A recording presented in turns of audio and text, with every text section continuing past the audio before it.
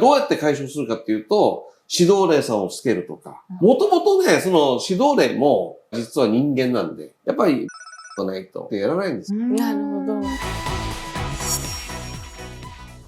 お父さん、はい、もう皆さんね、新生活始まって1ヶ月ぐらい経つのかな、だと思うんですけど、こう周りの人、いろんな人が多分増えて、新しく関わる機会が増えて、自分も職種が変わったりだとか、そういう時に、例えばその大谷さんの話でもあったけど、守護霊ってすごく自分に影響を与えるっていうことだったんだけど、その今の環境に合わせて守護霊を変えることとかっていうのはできる？イメージを変えるとか、新生活の中が変わるとか、変わんないんですよ、守護霊って実は。ずーっと変わらない？基本は。僕は変わりましたけど、僕の場合は相当イレギュラーっていうか、このように言いながら守護霊変えてるんで、皆さん守護霊変えるってどんだけ大変なことかっていうと、守護霊はついている段階で全部守ってる監督だから、変わる時っていうのは離れるでしょ、離れるのが先なんですよ。で、次の人が来るまでの間に時間があるわけです。で、小さい時からマッチングしてちゃんと守護霊になってるから、新しい人が来たとしても、マッチングまで相当時間かかるんですよ。多分綺麗にマッチングするのに5年ぐらいかかるんですよ。だから5年間守護霊の力が弱まってる状態で生きるので。だってね、7割ぐらいの守護霊の影響を受けてるっておっしゃってましたもんね。だから守護霊って、マッチング、例えば一緒にこう組んでこのように来たけどミスマッチだよねっていうパターンもあるじゃないですか。うまくいかなかったねって。でも変えられない。変える方が逆に危ない。危険。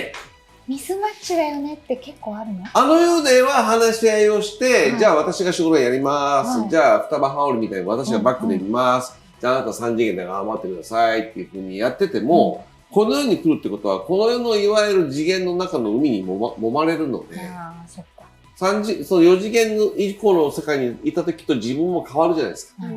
守護霊さんからすると、あれ、話が違うと。あとだいぶ気が荒くなっちゃったねとかね。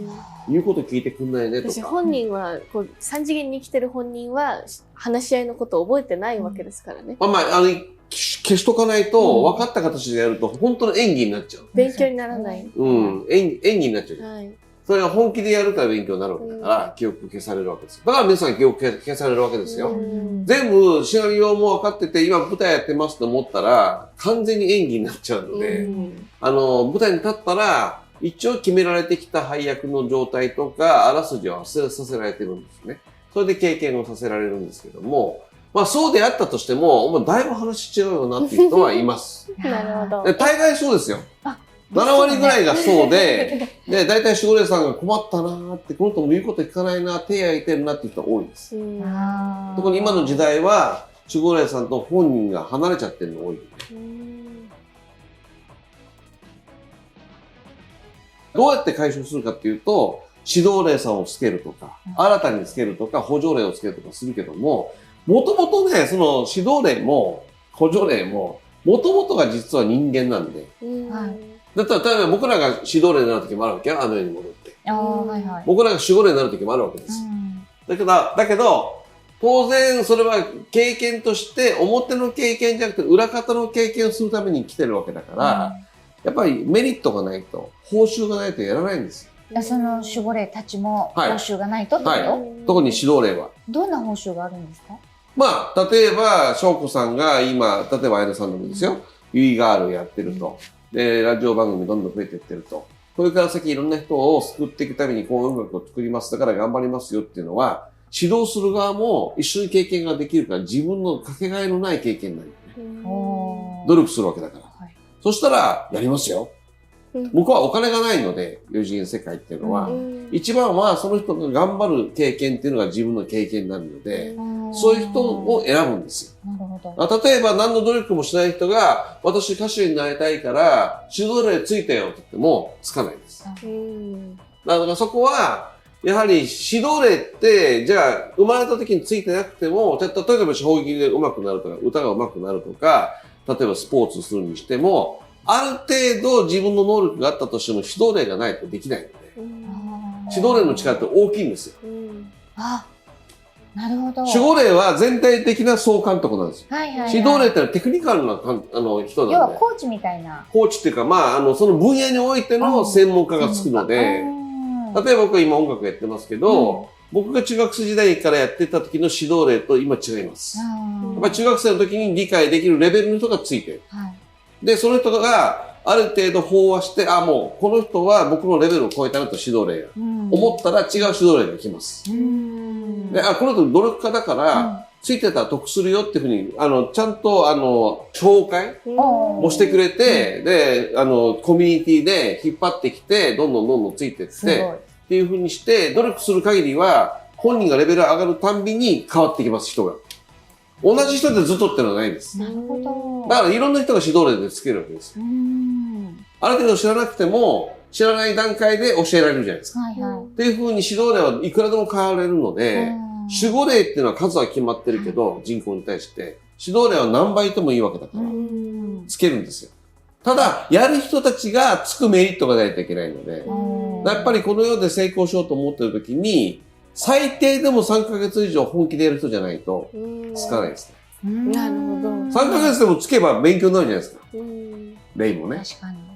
めきめき運動とかで上達していってる瞬間っていうのは、この指導霊がどんどん変わっていってるそうです、そうです。ということですか？そうです。だから大谷選手とか、羽生さんの話も以前しましたが、あの人たちも、特に大谷さんの場合は5、6人変わってるだろうね、指導霊は。やはり日本の野球やってた時の指導霊とメジャーと違いますよ。全然違いますよ。でも私でもソフトボールやってた時に、これは明らかに自分が考えて動いてないよねみたいな瞬間ってあったりしたので、それってやっぱり指導霊が動いてる。3次元で言うと、例えばバッターが打つじゃないですか。で、ボールの方にまで来るのに1秒、もしくは1秒ちょっとで来るわけですよ。で、人間の脳の判断で考えたら1秒っていうのは、その瞬間に、打った瞬間に動かないといけないから無理じゃない。ってことは、霊的に見てる人がいないと動けないんですよ。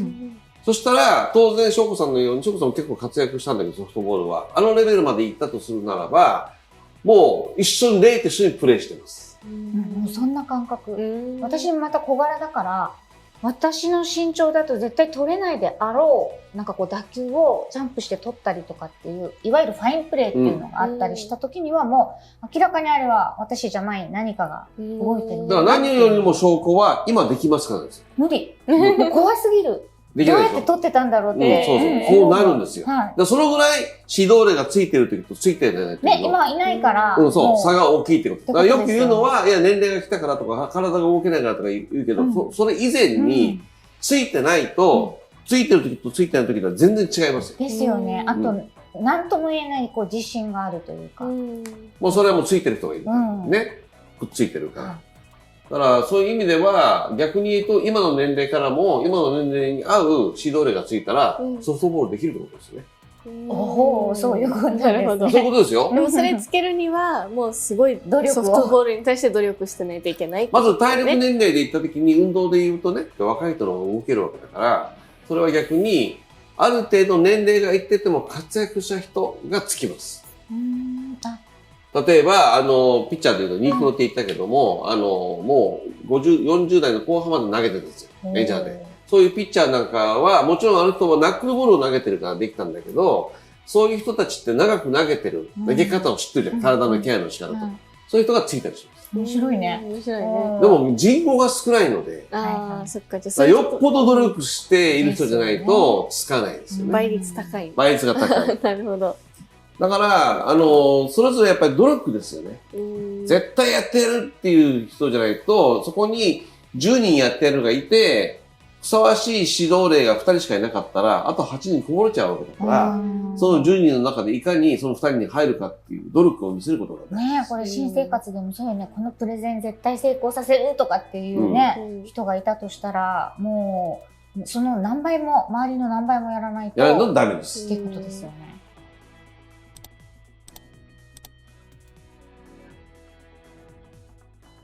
ただね、これみんな勘違いしてほしくないのは、僕もウォーキングとか走ってるんですよ。1日2時間とか走りますけど、最初の10分15分きついじゃないですか。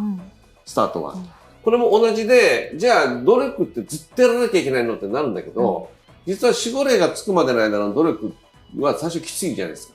でも合体すると流れで走っていくので、きつくないんですよ。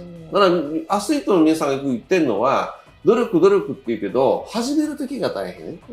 休んでまた再開する時が大変であって、走ってる時はそんなにきつくないので、だからまさに2、3ヶ月本気で取り組むことができれば、あとは合体するので、まあスポーツでも音楽でも仕事でも全部同じですけど、最初の入り口、とにかく諦めずに波に乗るまで頑張るってことができる人はできると思います。じゃあ何かで成功する人は何やっても成功するっていうのは、その最初に始める力が強いから。そうです。行動力と始める力と、あと絶対やるぞっていうエネルギーと気迫。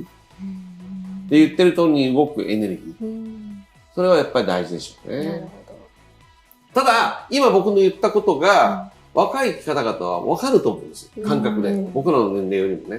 だからぜひそこは本当に、あ、そうなんだ。何にでもなれるんだ。